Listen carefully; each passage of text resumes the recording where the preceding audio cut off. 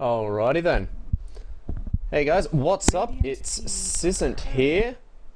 I am going to be casting this game, co-casting this game. Also, Vixx is in the channel, I believe. We're going to be casting this game between WOT Gaming and Ascension Gaming.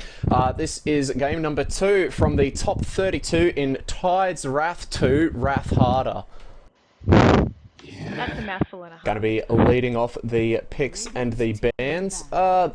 Keeper of the Light band and Nyx band, both fairly standard sort of things. Is my microphone actually turned on? I can hear you in game. I'm not sure if you can hear me. Oh, yep, I can hear you now. Okay.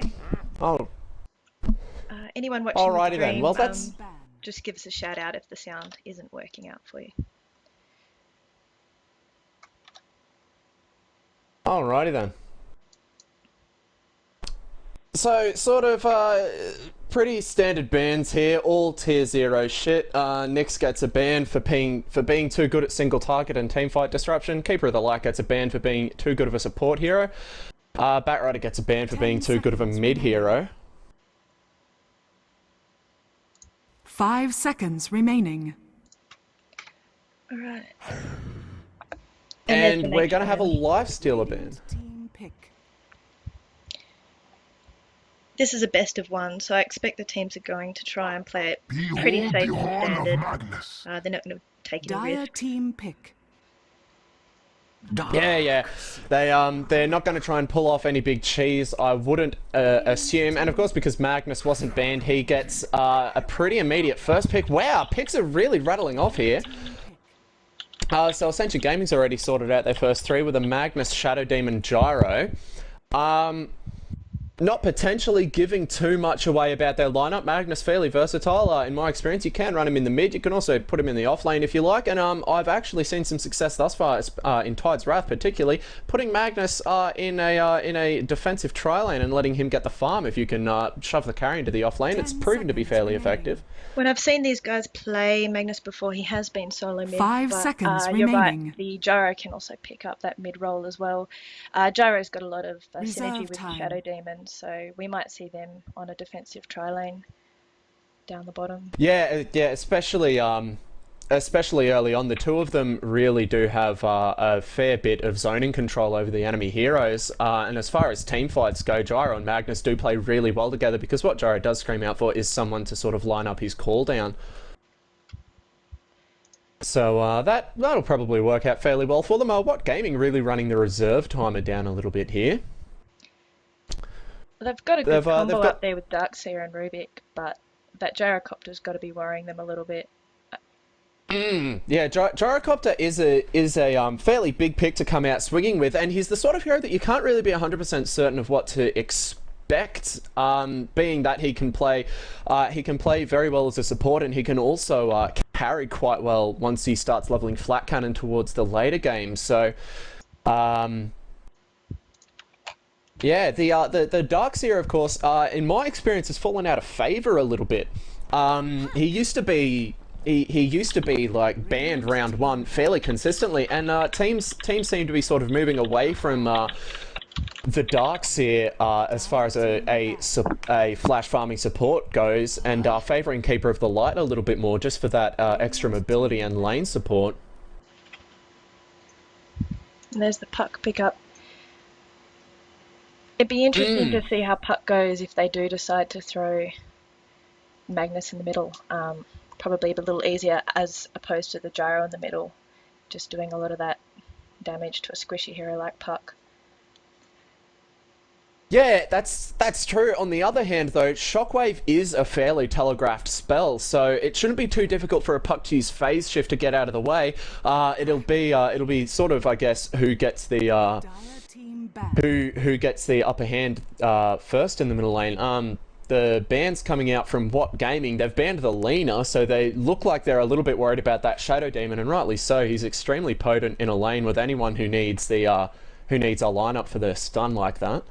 Perhaps we'll see a Leshrac ban out for the next one as well. I have seen Ascension, and there it is. Yep, there it is. They do like to combo that Radiant Leshrac Shadow team Demon, ban. so that's a solid ban there. Yeah, very solid banning, and And one that isn't, it's not the first time that I've seen those bans coming out. The teams, at least that I've been casting, certainly haven't been afraid to get those sort of really aggressive targeted bans to sort of make the Shadow Demon a little bit less potent. Meanwhile, Ascension are just they're just sort of banning carries at the moment. We got the Lone Druid and the Luna. 10 seconds remaining. Luna a little bit of an anomaly, I suppose. She is an agility carry, but she does come online roughly in the middle of the game, I would say. She's quite similar to Juggernaut in that aspect. Due to her Eclipse, she really every time Eclipse is off cooldown, she sort of does want to be looking for a fight, I suppose, trying to capitalize on that insane burst damage that she gets at level 6 and level 7. So she's generally out of the lane a little bit more than most agility carries that you would see. They're taking a fair bit of time to think about this last ban. There's still some hard carriers left in the pool that they might be pretty worried about. Phantom Lancer's still in there. Always not fun to play against. Oh yeah, absolutely. The at the very least, they have banned Keeper of the Light. So even if WOT Gaming do pick up a Phantom Lancer, at least it won't be the worst lane ever, TM. And they're going to go with a Chaos Knight ban.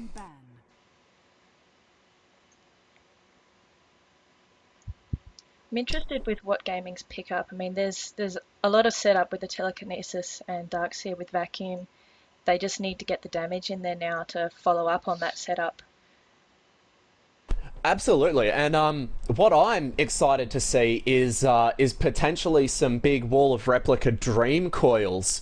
Sort of creates a bit of a damned if you do, damned if you don't scenario for anyone who gets caught in that. So, WOT Gaming certainly do have a great deal of sort of AoE team fight. But yeah, they apart from the burst spell damage, they're not really looking at any sort of consistent right-click damage. Dire team pick. They've got a Twin Head ban, which, in my experience, is another hero who plays very nicely with Shadow Demon. Being able to lay down the Ice Path just directly on top of the disruption is great. You don't need to line it up quite as perfectly as a Split Earth or a Light Strike array, so Jakira also generally does quite well in a tri-lane. Clockwork pick up there. 10 seconds. 10 seconds remaining. What are your thoughts on the Clockwork pick? 5 seconds Partly remaining. just the mobility. I know this team likes to have a hero that can just jump around all over the place, Reserve cause a bit of time. problem. And cogs, power cogs is such a huge team fight thing. If they can, I don't know though. If Rubik steals power cogs, that combined with Darkseer's wall 10 and Replica seconds. is going to cause all stands sorts of ready. chaos for them. Radiant team pick. Absolutely. It is kind of bold that they've been picking all of these heroes with huge spells into the Rubik, so quite bold. But I mean, once the enemy team has the Rubik, there's really not all that much that you can do about it. And cogs cooldown, Shadow Demon, Gyrocopter's cooldown. All of this sort of, if they can line up their 10 Magnus seconds remaining. initiation, that's all going to hurt like hell on WOT Gaming. 5 seconds Heroes. remaining. Absolutely. It might be, you know, a little bit of Reserve time. I wouldn't say that it's putting all of their eggs in one basket, but you'd really, like you said, you really do want to make sure that the Magnus is able to line it up right. So it's a slight bit of a gamble, but I mean, Magnus, does come sort of built in with the skewer for the, to deliver those big reverse polarities. So, yeah, it's not really all that difficult. WOT Gaming picking up a Sven, which is cool. We're seeing a return to the Sven Darkseer days of yore. So they've got a whole bunch of heroes here that are essentially just going to hold Ascension Gaming in place for Sven's splash damage. Well, you might be getting the good old vacuum cleave one hit the entire team. Should be entertaining to see if that comes out. Oh man. I've got my fingers crossed. I'm hoping, and we've got a Sand King here just to really round out all of these huge, big AOE ultis that they can throw at them. 5 seconds remaining. Sand King, Having the sorry, go on. I was going to say Sand King early on Reserve with that time. tri-lane, Shadow Demon might actually help him hit some of his burrow 5 strikes as well. seconds It does remaining. have such a short range, but Templar assassin. Absolutely, especially at level 1. Only have 350 range. That's not great at all. And we've gotten a Templar. So that's probably going to be fairly strong mid against the Magnus. Magnus doesn't really have to deal with the refraction charges if we're going to see a refraction build. Just going to get last hits up and... Oh, holy shit, we've got a Bastion announcer. Yes, please. Better get ready. Alrighty then. I'll go over the heroes on Ascension, shall I? Yep.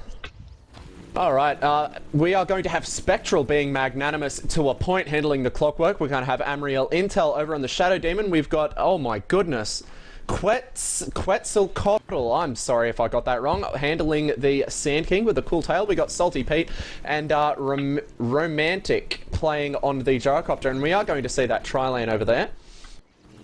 Just wandering into the bottom lane now. Meanwhile, on WOT Gaming, we've got Hawkeye playing the Templar Assassin. Puck's going to be handled by Framnal. Barely a Bear Manon going to be playing the Sven, again with a cool hat. I really do like a lot of the Sven cosmetics.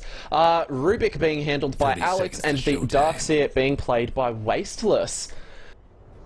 A little bit of a strange laning lineup from WOT Gaming, if I do say so myself. Are we going to be seeing a jungle Darkseer, perhaps?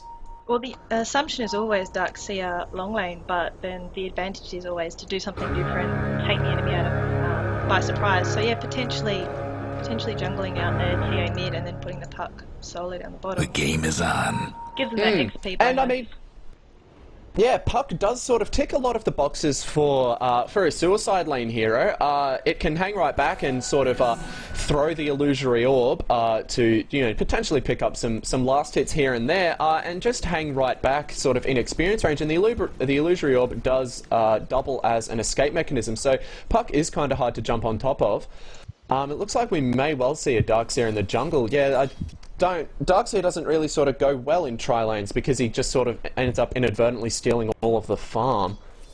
They haven't pulled him any regen though, so it's going to be interesting to see how he goes. Slow and steady, I expect, but... that Ion Shell is quite handily chewing through them. Meanwhile, we got Barely Bear Manon up in the top lane. We've sort of got Alex hiding off to the side. He's got Telekinesis ready to leap on top of Amriel if he does decide to go a little bit too far. But this defensive tri-lane down bot is showing a great deal of lane control, using those Shadow Demon illusions to run up and hit Puck. They don't deal much damage, but then again, Puck doesn't have much health. Oh dear, yep, there it goes. We got the Telekinesis. We've already had the Storm Hammer. I missed that. Power Cogs, 5 second block at level 1 is absolutely monumental. Sven has no mana. There was a little bit of miscommunication there. The Stormbolt came out. The second Telekinesis came out. They got a little bit carried away.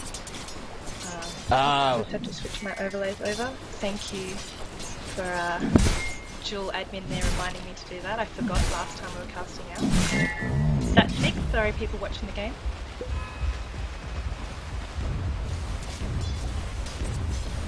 I think if they timed that stun combo a little better, they would have gotten the first blood on Apple then.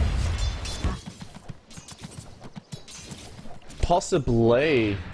Oh, I've just gotten the message from the dual admins to let you know that your overlays are wrong. But that's fixed now, so suppose they won't be seeing that for another 2 minutes or whatever the delay is. This defensive tri-lane bottom, Puck can't make a right move. Every time that he sort of moves towards them, he just gets zoned right back. Of course, that invisibility rune is going to allow him to sit nicely in experience range and soak that up. Middle lane, Hawkeye sitting on more than double the last hits of Spectral, so TA sort of really taking it to Magnus. We got a bit of a pause here. A bit of a time to have a quick look at net worth. So yeah, Hawkeye in mid, the Templar Assassin leading the way, very closely followed by Romantic on the Gyrocopter. And again, quite closely followed by Barely Bear Manon up in the top lane.